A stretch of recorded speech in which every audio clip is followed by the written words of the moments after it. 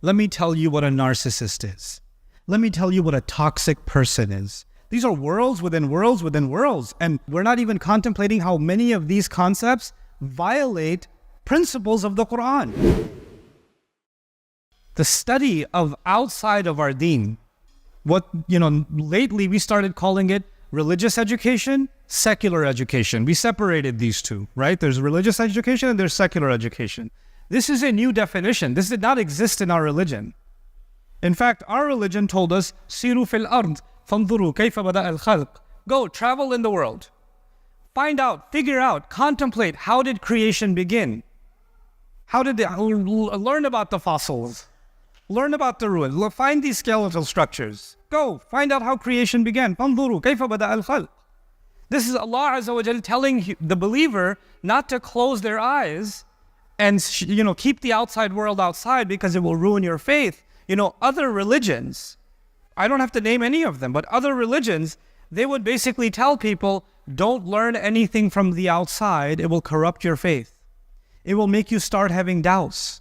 If you want to preserve your faith, stay within this protected circle. Only listen to these people, and if you listen to them, your iman will be protected. The devil will not get to you.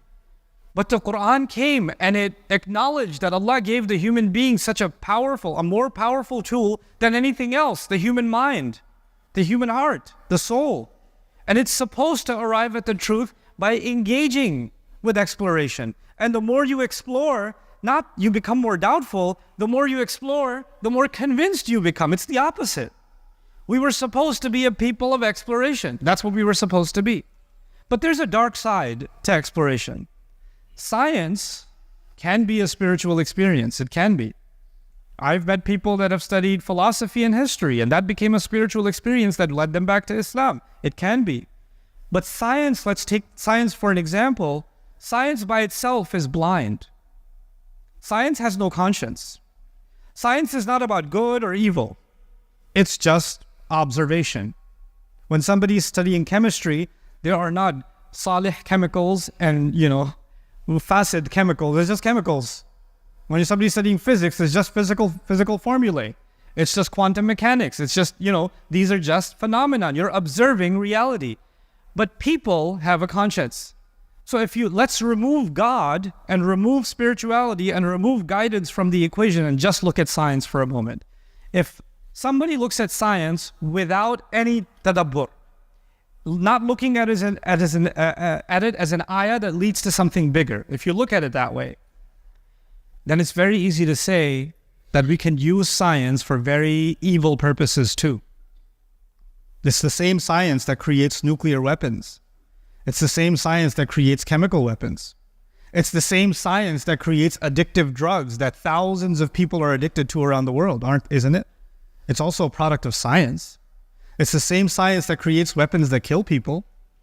It's the same science that creates, carcinogens. It's the same science that people use to manufacture synthetic food that they know can cause all kinds of health issues, but it makes them a lot of money. It's scientists that are doing a lot of scientific study to produce what's being produced. And science is all around us. The Quran is simply telling us something. It's telling us that when you look at if you study and explore science, but you are seeking purpose, then you will find it. But if you remove purpose from the equation, then you can turn that into anything. And in fact, that's even true of the Quran. Wild enough.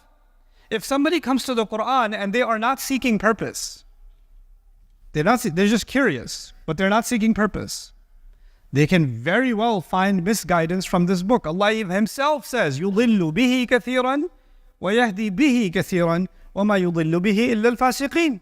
Even the Quran, you cannot get guidance from it if you don't come with the right mindset. I know very, very well-educated professors, PhDs in the study of the Quran that are non-Muslim.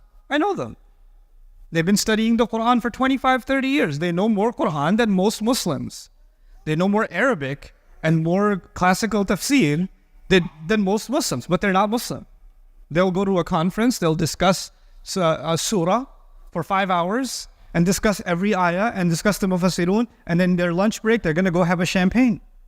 That's normal for them. because they don't come to the Quran for guidance. The same way, you don't have to study the science or study science for purpose. The same way, that even applies to the word of Allah. But I wanted to turn this conversation briefly towards something else. I wanted to turn it towards a new science that took hold of the world in the last 100 to 150 years, and that's the science of psychology.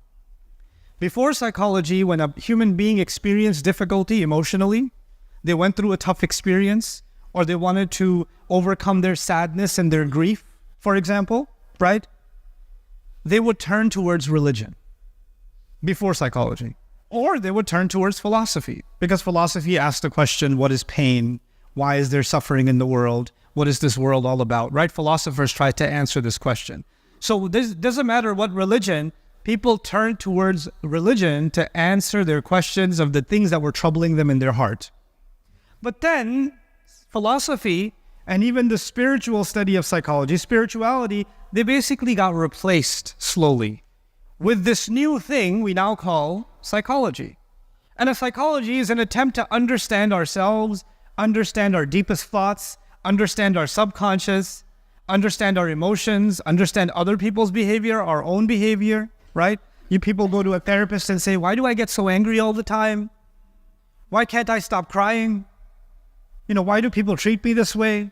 Etc., etc. And, I'm a student of psychology myself, and I can tell you, it's a very elaborate science. It's an exhaustive study. It's not just one subject. It's actually multiple departments: social psychology, personality psychology, abnormal psychology. People have dedicated entire academic careers to exploring more and more areas of psychology. All of it, by the way, is connected to something in the Quran. Allah said, "Sadurihim ayatina fil afaqi wa fi anfusihim." We'll show them our ayat inside themselves. And what is psychology doing? It's an exploration of the self. That's what it is. But it fundamentally removes God from the equation. Now, like I said, science without purpose can give you chemical weapons, can give you addictive drugs. Psychology with the removal of purpose, removal of Allah from the equation, what does it give you? Something has to be there that is the ultimate truth. And for what happened in the world of psychology, and what's even crazier is not just in the academic psychology, because of social media, something else happened before I get to my observations. And that is that in any subject, let's say physics, any subject, let's say mechanics, there are people that actually know mechanics, they actually know physics, and those are professors and PhDs and researchers, but they don't have a YouTube page. But there's an 18-year-old who's read a couple of books on it, and he's got 5 million followers on his YouTube page, and he's a much more popular content producer on physics, even though some of his physics is a joke.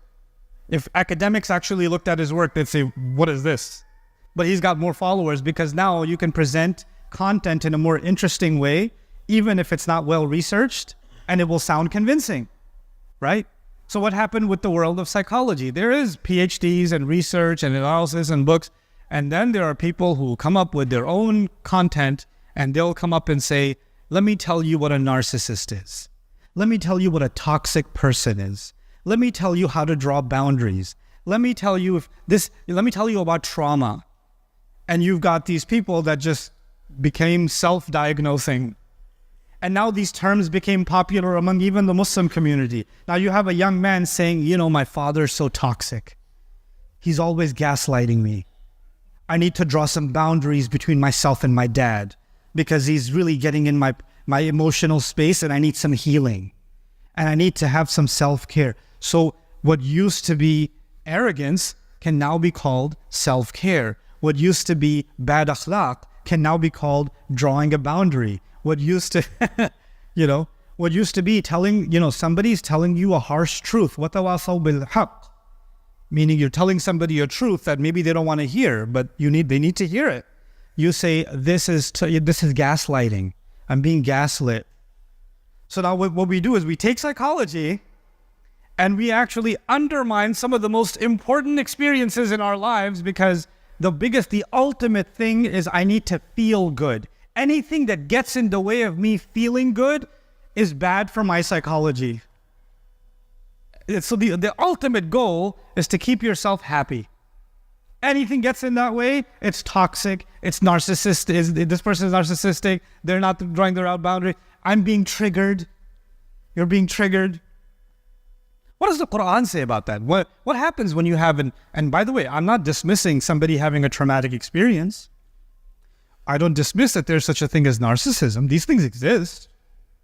What I'm saying is we have turned them into weaponized terms. We don't even understand them ourselves. And it's actually starting to impact the way we think about our own religion. We're not even contemplating how many of these concepts violate principles of the Quran.